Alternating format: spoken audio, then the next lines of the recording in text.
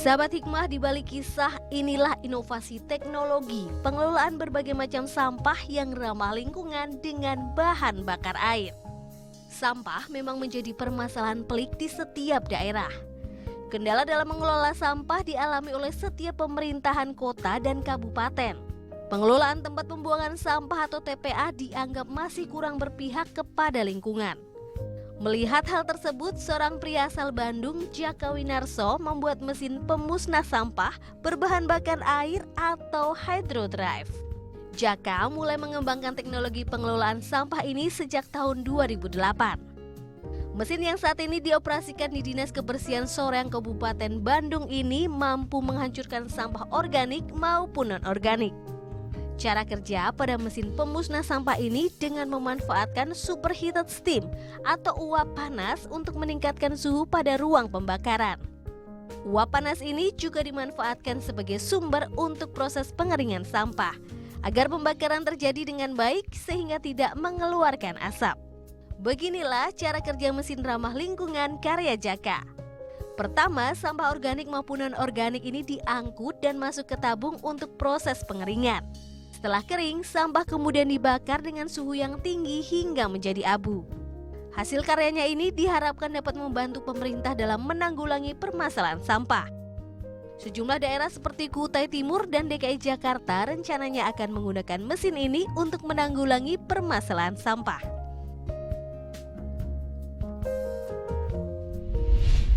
Nah, kan kita sering mendengar ya, Ustaz ya, kebersihan adalah sebagian dari iman. An-nasaufatu minal iman. Kebersihan kaitannya dari iman. antara bersih sama keimanan tuh gimana? Nah, gini Mbak,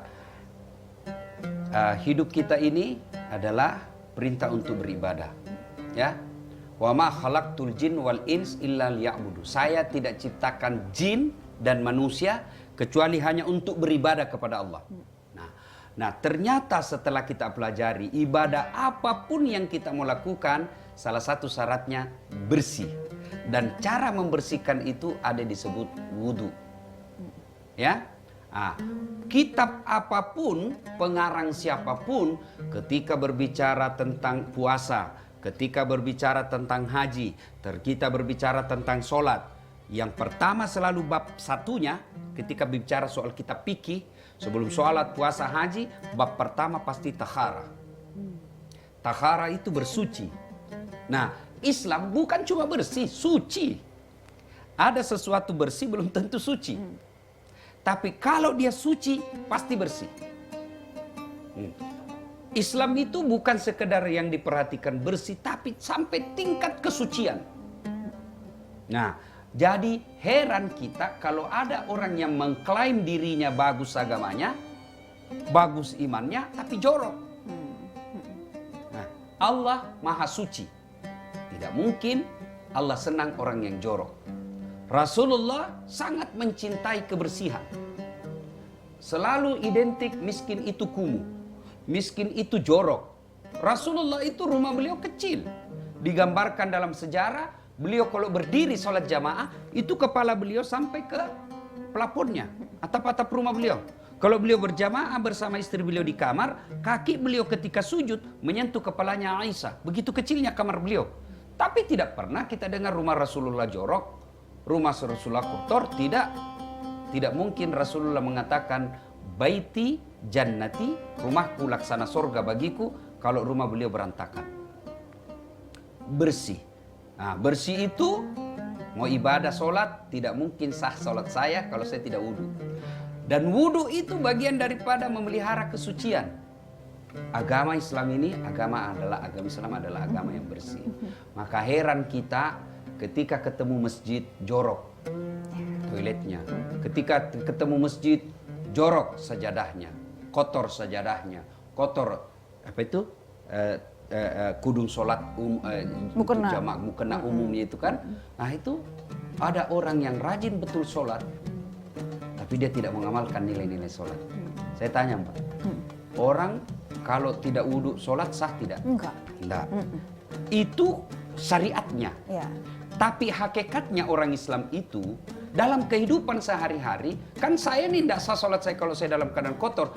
Aneh tentu kalau ada orang Islam jorok dalam kehidupan sehari-harinya. Rajin betul dia sholat jamaah, tapi di kantor kotor. Ya, habis minum kopi, masih ada kopinya di situ, adalah puntung-puntung rokoknya di situ. Padahal dia rajin berjamaah di masjid. Ini orang hanya sujudnya, tapi dia tidak aplikasikan kehidupan. Ya, kalau orang yang baik sholatnya pasti bersih. Kalau orang yang baik sholatnya pasti tertib. Itulah sebabnya dijelaskan inna sholata tanha anil fahsya'i wal munkar. Sholat itu mencegah kalian dari perbuatan keji dan mungkar. Karena semua nilai-nilai dalam kehidupan sehari-hari itu ada dalam sholat.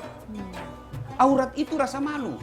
Dalam prakteknya kehidupan sehari-hari, malu dong kalau terlambat. Selalu digaji negara tidak pernah terlambat, selalu terlambat kerja.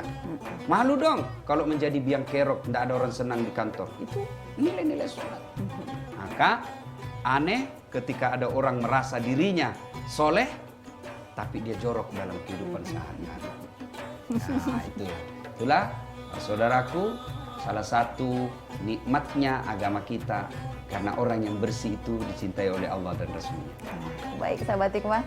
Baik, kita sudah membahas kisah-kisah yang luar biasa menarik. Besok kita akan hadirkan lagi kisah-kisah itu. Memang kadang ada yang baik seperti tadi menginspirasi, tapi kadang juga ada yang buruk. Tapi yang harus kita ambil terus saja adalah pelajarannya. Karena percayalah sahabat, selalu ada hikmah di balik kisah. Saya Rahma dan Ustadz Tesar pamit. Assalamualaikum warahmatullahi wabarakatuh. Waalaikumsalam warahmatullahi wabarakatuh.